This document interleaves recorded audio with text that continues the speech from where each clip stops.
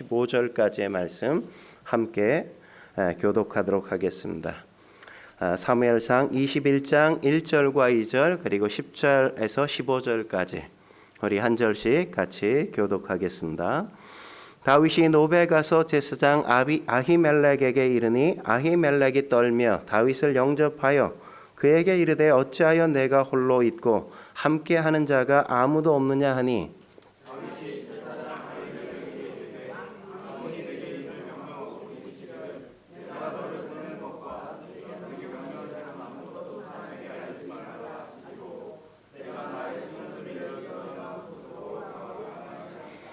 그날에 다윗이 사울을 두려워하여 일어나 도망하여 가드 왕 아기스에게로 가니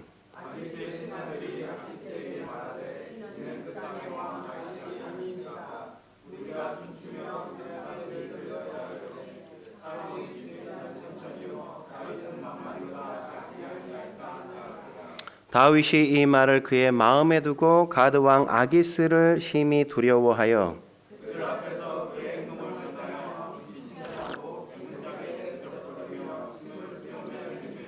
아기스가 그의 신하에게 이르되 너희도 보거니와 이 사람이 미치광이로다. 어찌하여 그를 내게로 데려왔느냐?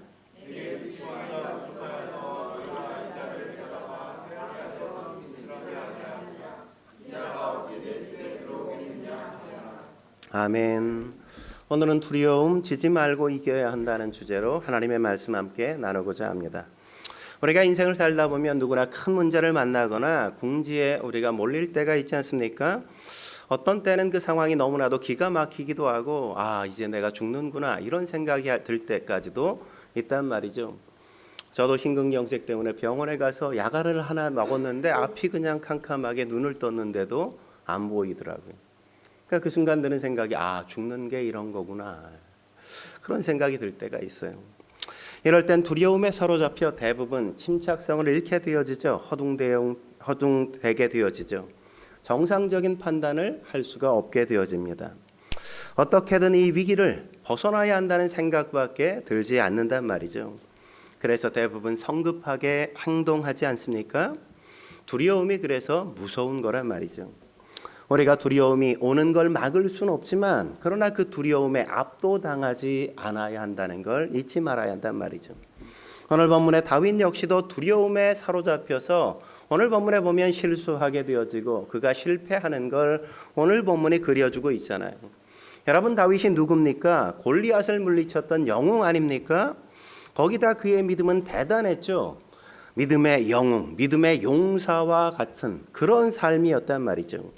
그런데도 그렇게 믿음의 영웅과 같았던 그가 오늘 두려워 떨고 있단 말이죠. 정말 그런지 10절 말씀 같이 한번 볼까요? 10절 시작.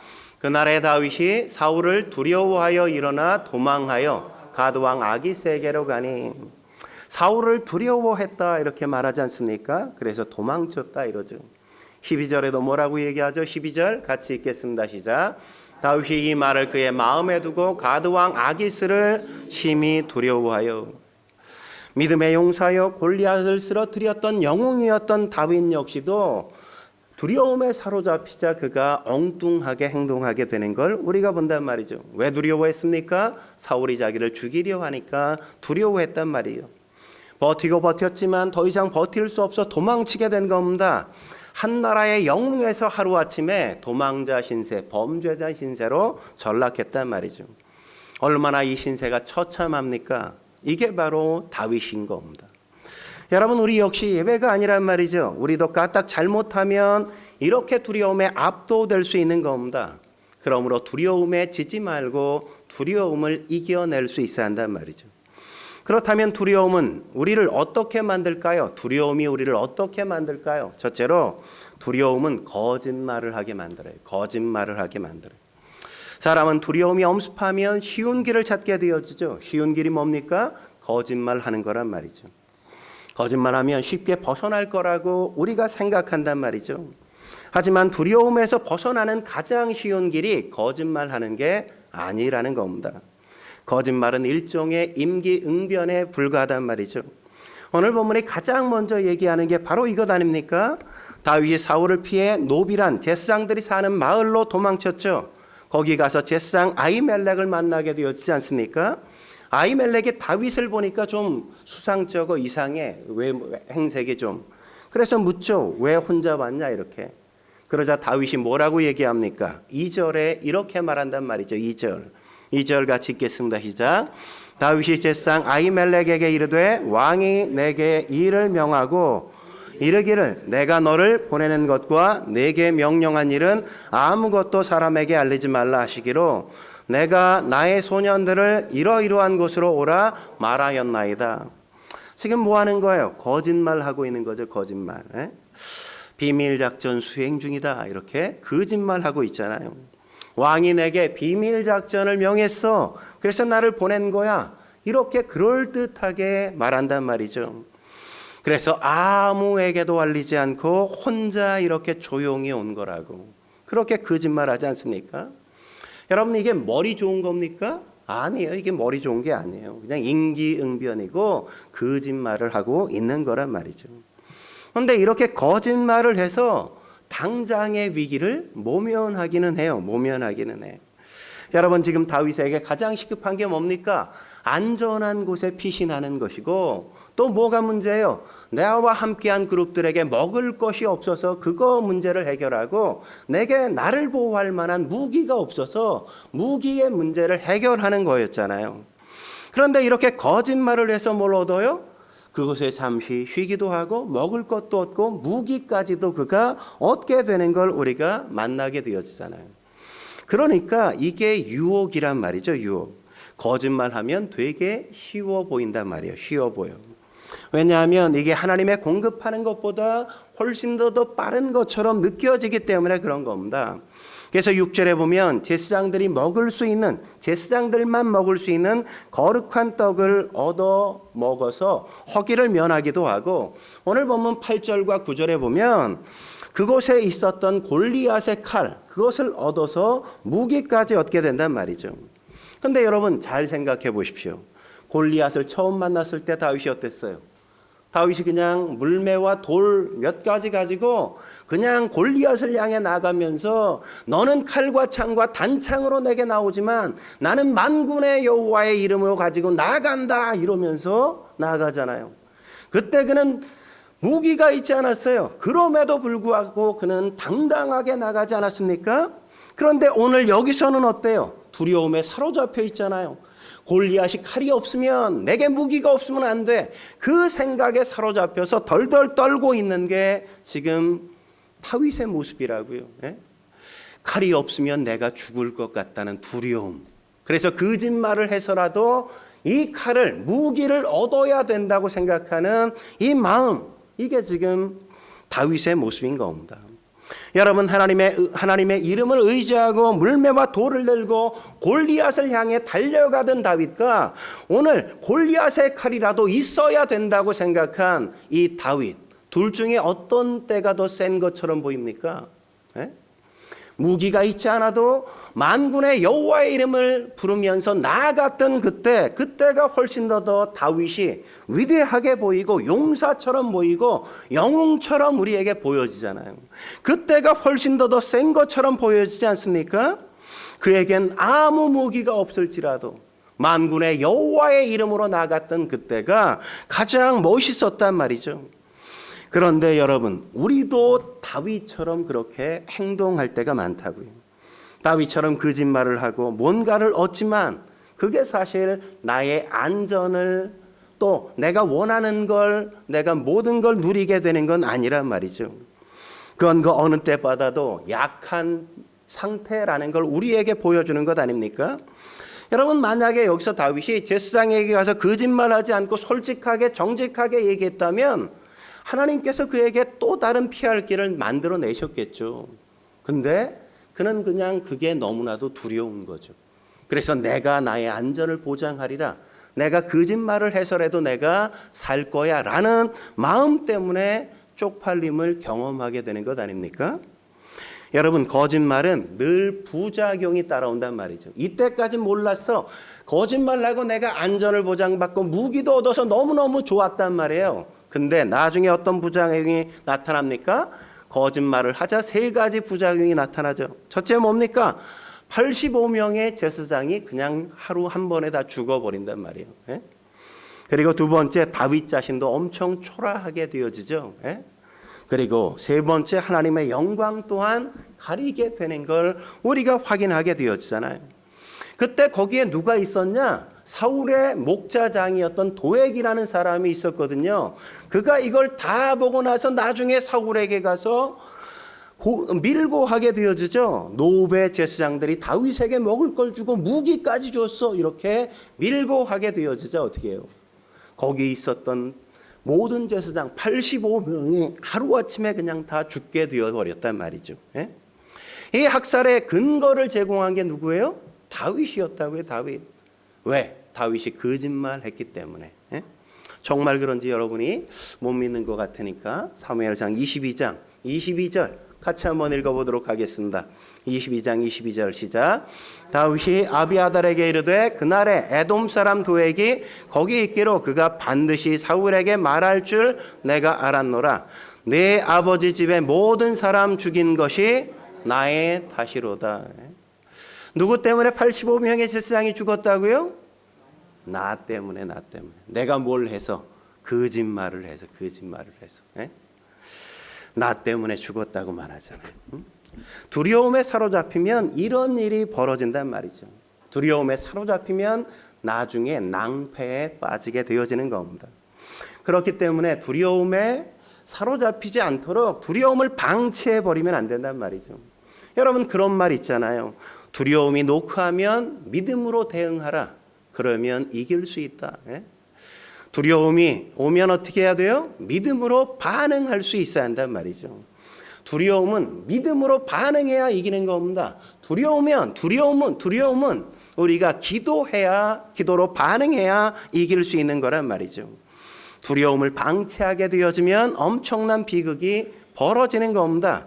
그래서 두렵다고 거짓말해서는 안 된단 말이죠. 잠언 10장 22절에 뭐라고 얘기합니까? 이런 말씀을 한단 말이죠. 여호와께서 주시는 복은 사람을 부하게 하고 근심을 겸하여 주지 아니하시느니라. 그러니까 하나님께서 주시는 복은 어떻다고요? 사람을 부요하게 만든다고요. 근데 그 특징이 뭡니까? 근심을 겸하여 주진 않는다는 거죠. 이걸 바꿔 말하면 뭐라고 얘기할 수 있어요? 사람이 자기가 원하는 걸 얻게 되어지면 그건 뭐와 겸하여 받아요? 근심과 겸하여 얻게 된다고 말씀하는 거란 말이죠. 그러니까 뭐 하라는 거예요? 내 멋대로 해서는 안 된다는 걸 얘기하는 거죠. 여러분 시편 84편 11절에 뭐라고 말합니까? 이렇게 말씀하시잖아요. 같이 한번 읽어보죠. 시작. 정직하게 행하는 자에게 좋은 것을 아끼지 아니하실 것임이니라. 하나님은 정직한 자에게, 정직하게 행하는 사람에게 좋은 걸 절대 아끼지 않는다 이렇게 말씀하신단 말이죠.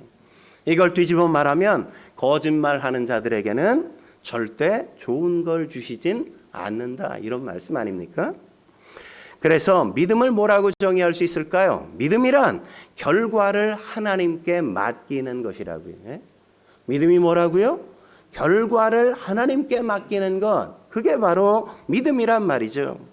우리가 거짓말하는 이유가 뭐냐면 내가 원하는 결과가 안 올까 봐서 우리가 거짓말하게 된단 말이죠. 그렇잖아요. 다윗이 지금 자기가 원하는 결과를 거짓말을 해야만 얻을 수 있다고 생각하기 때문에 거짓말하게 되어진단 말이죠. 그가 얻길 원한 결과가 뭡니까? 먹을 것 얻고 무기를 얻는 거란 말이죠. 그러니까 내 방법대로 내가 먹을 것도 얻고 내가 무기를 얻을 것이다 이렇게 생각한 거죠. 왜요? 하나님께 그걸 맡길 수가 없었어. 두려워서. 그래서 내가 하겠다 이거죠. 결과를 하나님 앞에 맡기지 못하는 겁니다. 그런데 믿음은 뭐라고요? 결과를 하나님께 맡기는 거라고요. 여러분 우리가 정직해질 수 있는 이유가 뭡니까? 결과를 하나님 앞에 맡기기 때문에 내가 정직해질 수 있는 거죠. 결과를 하나님 앞에 못 맡기면 내가 거짓말해서라도 결과를 만들어내리라 이렇게 마음 먹게 된단 말이에요. 결과는 하나님께 맡깁니다. 거기서 능력이 나타나는 겁니다. 여러분 대표적인 사람이 누구예요? 다니엘이 그러지 않습니까? 다니엘서 6장에 보시면 기도하면 사자굴에 집어넣겠다 이렇게 선포하잖아요.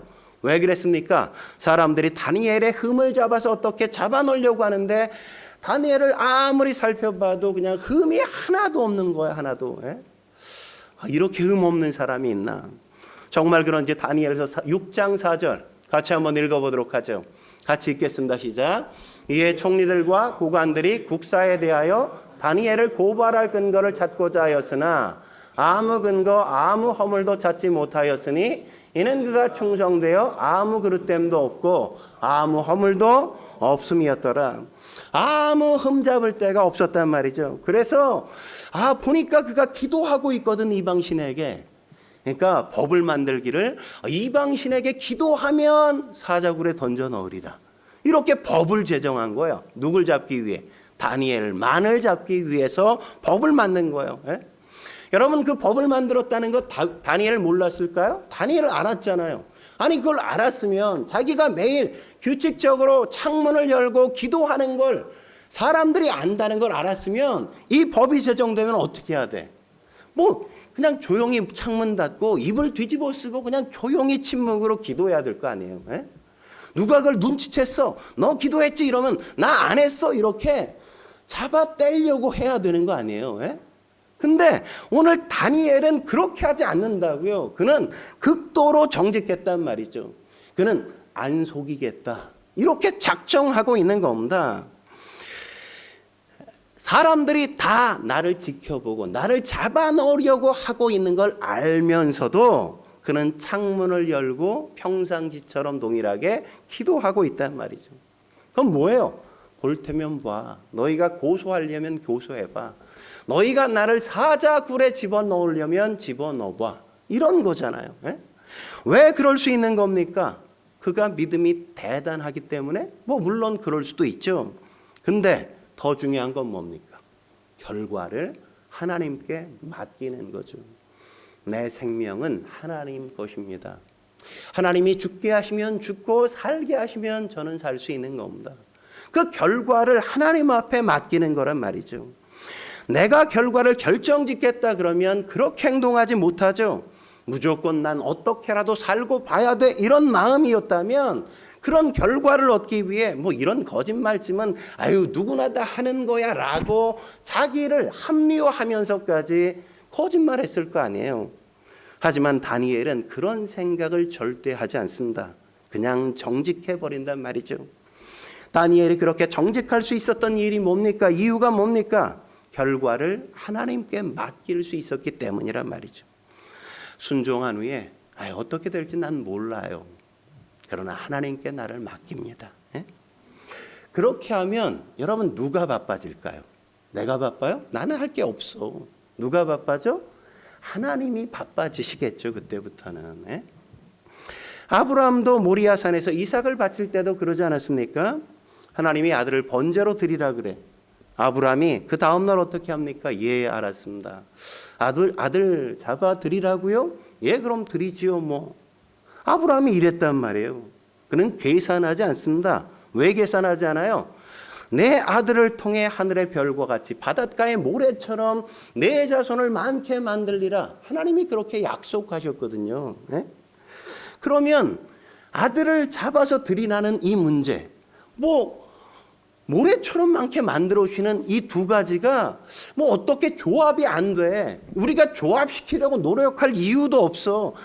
하나님이 약속도 하시고 아들을 바치라고도 하셨어. 이걸 억지로 조합시키려고 하지 말고 그걸 뭐예요? 그냥 하나님께서 말씀하신 그대로 순종하면 그 다음부터 그 결과는 누가 책임져야 돼? 하나님이 책임지시겠죠. 하나님께서 명하셨는데. 그 다음부터 누가 급해지는 겁니까? 잡아 죽이려면.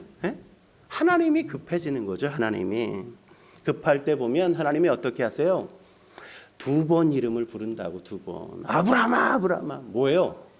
그만하라는 거죠. 그만하라고. 하나님이 그만하게 만드신단 말이죠. 손대지 말라고 하신다고요. 여러분, 우리가 정직해야 한다는 것보다 더 중요한 건 뭡니까? 우리에게 그만한 믿음이 없다는 게 문제죠. 그죠? 하나님 앞에 나를 맡기지 못해. 이 상황을 하나님 앞에 맡길 만한 믿음이 아직도 나는 안 된다는 게 문제잖아요. 믿음으로 하나님 앞에 맡길 수 있어야 돼요.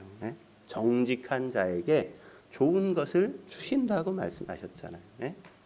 믿는 자에게 능히 하지 못할 일이 없다고 말씀하셨잖아요. 그 말씀을 믿으면 맡겨야죠. 왜 내가 판단하고 내가 결정하려고 합니까? 한 걸음 더 나아가 두려움은 우리에게 어떻게 만들까요? 우리를 어떻게 만들까요? 두 번째, 두려움은 분별력을 잃게 만든다고요. 분별력을 잃게 만들어요. 분별력을 지혜라고 할 수 있지 않습니까? 지혜가 뭐예요? 일하는 방법이잖아요. 일처리 방법. 그런데 다윗이 어떻게 블레셋으로 피할 생각을 하겠습니까? 왜 그랬어요? 분별력이 떨어지니까 적국에 피신에 도망가기까지 한단 말이죠. 워낙 사울이 두렵다 보니까 사울만 무조건 피하면 내가 안전할 거라고 생각해. 사울만 피하면 내가 살 것처럼 느껴졌단 말이죠. 그런데 그렇게 피하니까 안전했나요? 안전하지 않단 말이죠. 사람이 급하면 그렇게 판단한다니까요. 분별력을 잃어버렸기 때문에 그렇게 행동하는 겁니다. 다윗도 사울이 죽이려고 하니까 두려워서 블레셋 아기스 왕에게 간단 말이죠. 그렇게라도 이 위기를 그냥 끝내버리고 싶은 마음이 강했기 때문인 겁니다. 그래서 여기 보면 여러분이 잘 읽어보세요. 여기에 다윗이 기도하고 갔더라 뭐 이런 게 있어요? 없어요. 그는 기도하지 않고 자기 멋대로 자기 마음대로 판단하고 그렇게 갔단 말이죠. 구원은 누구에게 있어요? 하나님께 있는데. 하나님 못 믿겠어. 그냥 내가 나를 구원할 거야. 이렇게 작정하고 그는 간 거란 말이에요.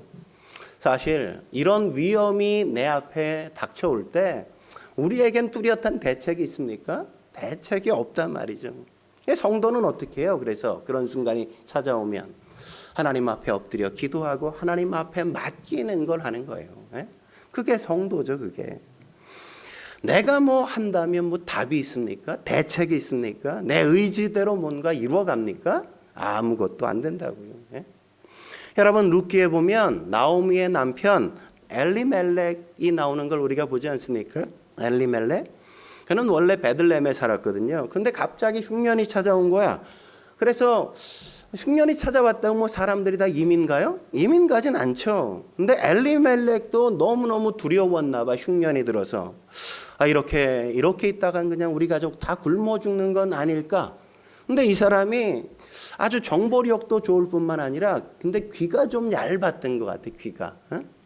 어서 들으니까 모압엔 먹을 게 너무 많대. 풍년이 들었대. 그 얘기를 듣고 그냥 마음이 바뀌어가지고 아들 둘 데리고 마누라 데리고 야 우리 애굽으로 모압으로 가자. 그래가지고 그냥 이민을 가버린 거예요. 이민 아무나 가나요? 그래도 좀 똑똑한 사람이 가죠. 가가지고 어떻게 했어요? 이민 가가지고 그냥 두 아들 다 모압 며느리 들여가지고 장가까지 가지고 그냥 잘 보냈단 말이죠. 근데 그 결과가 뭡니까? 결과가 어떻게 됐다고 성경이 얘기해요? 룻기 1장에 뭐라 그래요? 남편 죽고 두 아들 죽고 과부만 셋 남아. 그게 결과야. 그게 얼마나 비참합니까?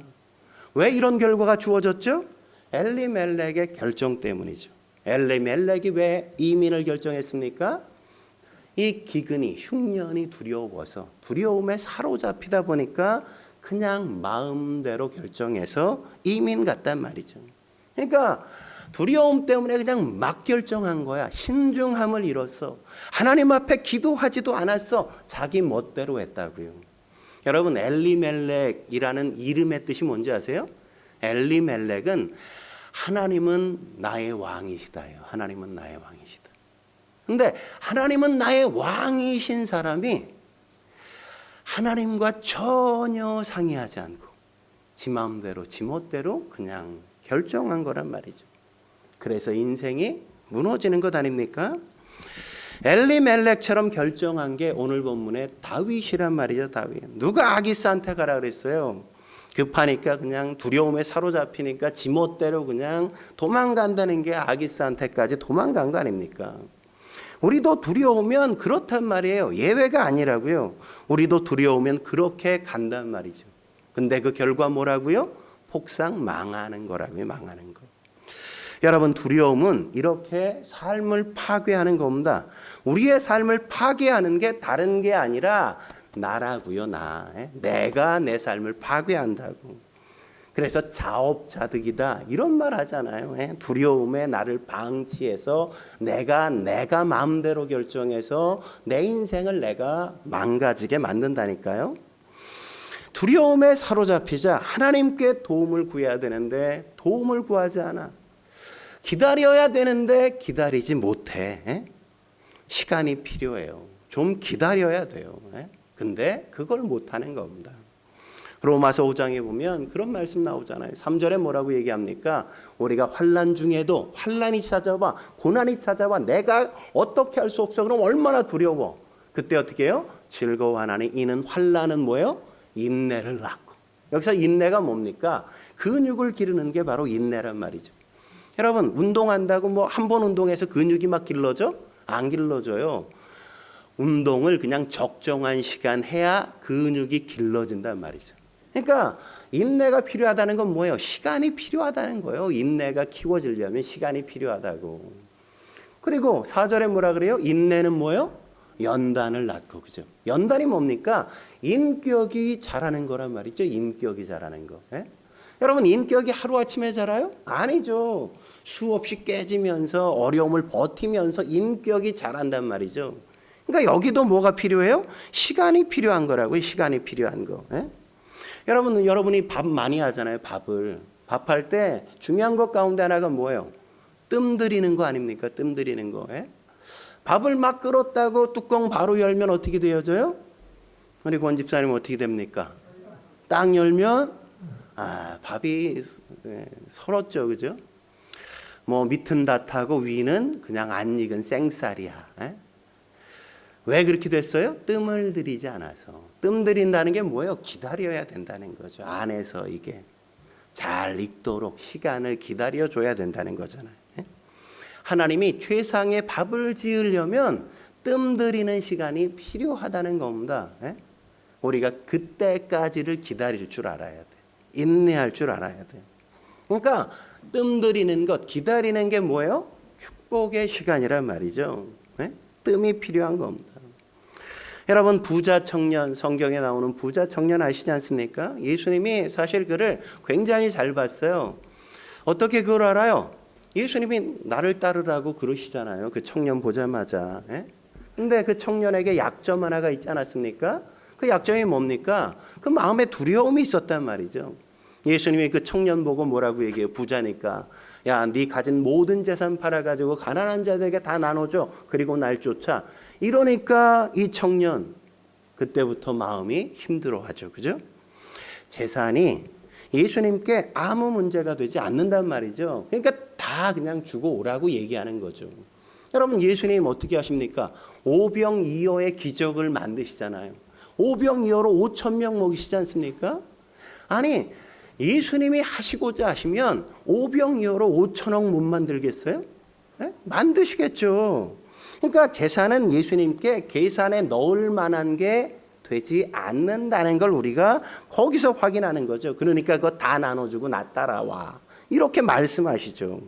근데 청년은 재산이 너무 많다 보니까 뭐예요? 근심해서 그냥 예수님을 따르지 않고 떠나간단 말이죠.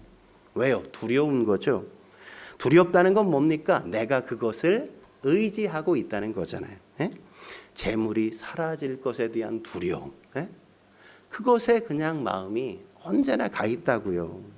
우리도 똑같죠. 사람들이 의지하는 것, 두려워하는 게 의지하는 거잖아요. 우리도 늘 그러지 않습니까? 우리가 제일 두려워해야 되는 건 하나님이어야 되는데 우리는 재물이 없어지면 어떡해, 남편 죽으면 어떡해, 자식도 이게 잘 안 되면 어떡해, 맨날 이런 거로 우리는 항상 두려워한단 말이죠. 그게 바로 내가 의지하는 걸 미리 결정해 놓는 거예요. 미리 결정해 놓는 거. 그거 포기 안 하면 분별력을 잃어버리게 된단 말이죠. 그래서 두려움에 사로잡히면 꼭 아기스에게 가게 될 수밖에 없어요. 그래서 가가지고 어떻게 해요? 미친 척 해야 돼. 침을 그냥 질질 흘리고 그러고 나와야 된다고 성경이 말하잖아요. 오늘 12절 다시 한번 읽어볼까요? 12절 정말 그런지 읽어보겠습니다. 시작.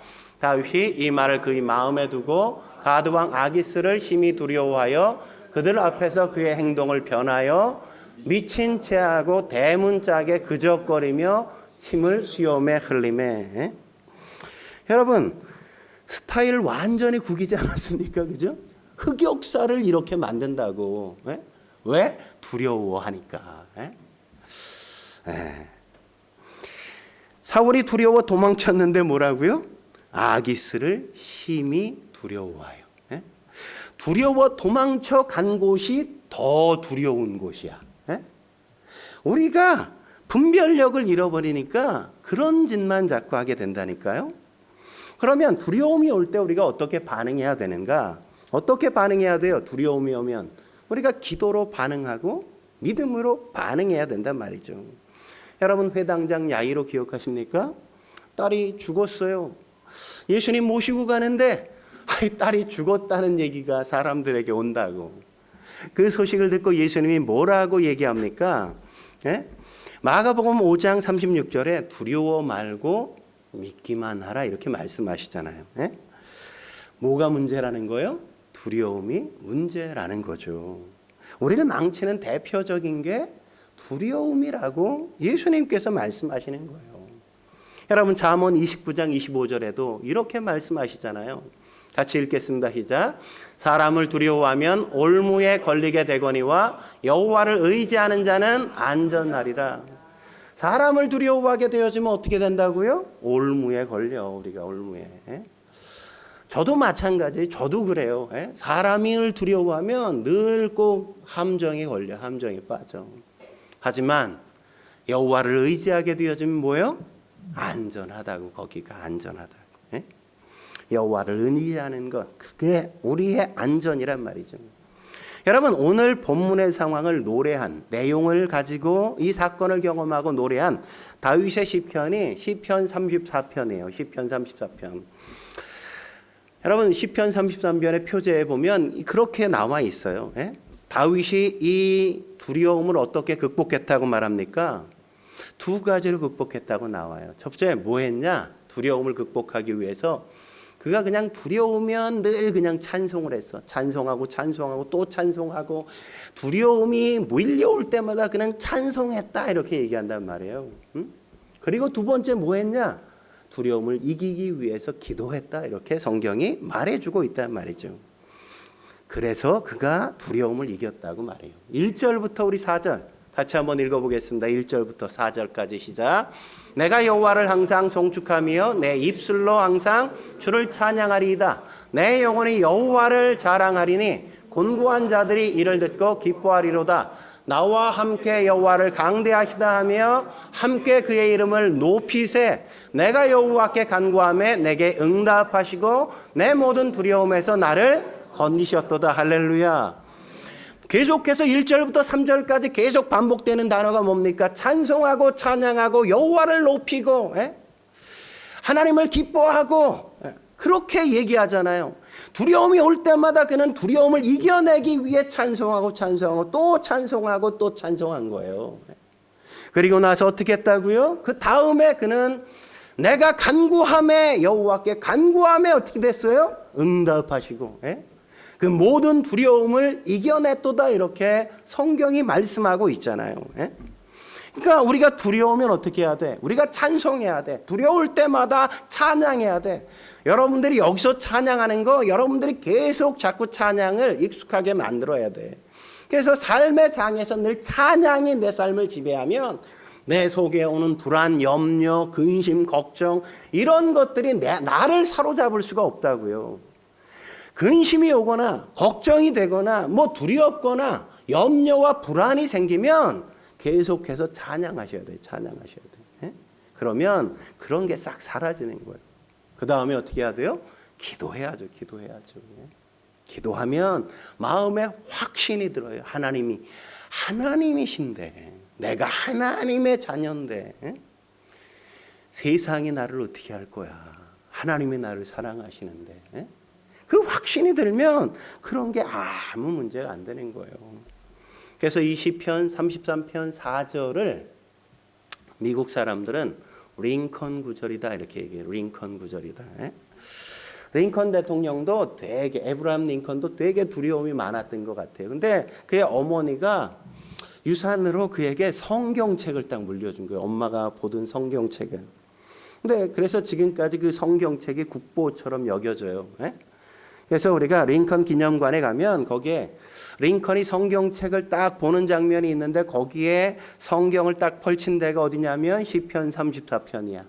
그의 손으로 딱 찍고 있는 데가 어디냐면 이 시편 34편 4절을 딱 가리치고 있어. 링컨은 두려울 때마다 어떻게 했냐면 이 성경을 딱 펼치고 4절을 딱 가리치면서 자기 이름을, 내가라는 단어에 자기 이름을 넣어서 그렇게 고백한 겁니다. 선포한 겁니다. 링컨이 여호와께 간구하며 링컨에게 응답하시고 링컨의 모든 두려움에서 링컨을 건지셨도다. 두려움이 올 때마다 자기 이름을 거기다 넣었어. 여러분의 이름을 넣어서 한번 해볼까요? 한번 읽겠습니다. 시작. 정수가 여호와께 간구하며 정수에게 응답하시고 정수의 모든 두려움에서 정수를 건지셨도다. 할렐루야.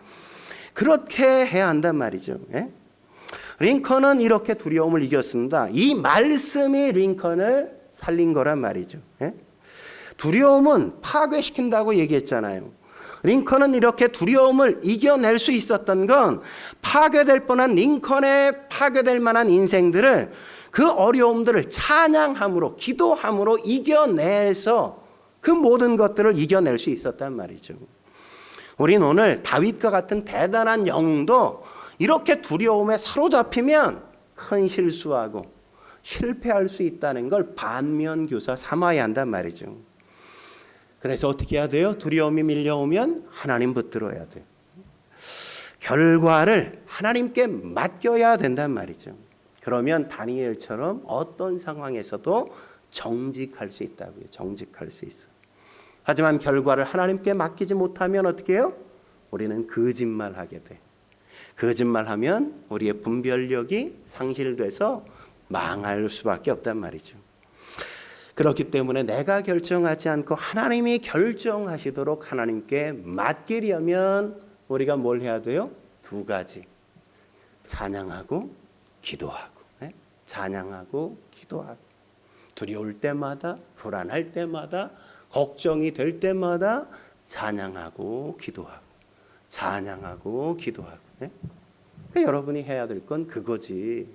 그냥 뭐 문제가 생겼다고 그냥 막 낙심하고 뭐 그냥 널브러져 있고 뭐 에휴 다 끝났어 이렇게 절망하고 있고, 그게 우리가 해야 될 게 아니라 그 시간 뭐해? 찬양하고 기도하고 찬양하고 기도하고. 그래야 소망이 생기죠. 그래야 하나님의 역사를 기대하죠. 그래야 주님의 일하심을 볼 거 아니에요. 그래야 그 사람의 믿음을 보고 하나님이 기적을 일으키시는 것 아니에요? 믿기만 하라 주님께서 말씀하시잖아요. 믿기만 하라고. 그러니까 찬양하고 기도해야 믿기만 하죠. 저와 여러분들이 그렇게 찬양하고 기도함으로 이 두려움을 이길 수 있길 주의 이름으로 축원합니다. 기도하시겠습니다. 거룩하신 하나님 아버지, 그렇습니다. 우리의 삶에 몰려오는 수많은 두려운 여건과 환경들, 그 속에서 두려움이 나를 그냥 압도하지 않도록 언제나 하나님을 향한 거룩한 찬양과 기도로 하나님 앞에 서갈 수 있게 주여 도와 주옵소서. 두려움에 나 자신을 방치하지 않게 주여 도와 주옵소서. 그때가 내가 하나님 앞에 나가야 할 시간이라는 사실을 잊지 않게 하여 주옵소서. 새벽 제단을 쌓고 기도의 자리에 나와서 엎드려 주님 앞에 우리의 인생을 맡기고 담대하게 하나님의 하나님 되심을 선포하는 저희가 되게 하여 주셔서 하나님이 기꺼이 우리의 인생 속에 일하시는 걸, 큰 일 행하시는 걸 보게 주여 도와 주옵소서. 그래서 우리의 인생을 통해 하나님을 향한 거룩한 간증을 마음껏 할 수 있도록 주여 도와 주옵소서. 오늘도 주신 말씀에 감사하며 예수님의 이름으로 기도드립니다. 아멘.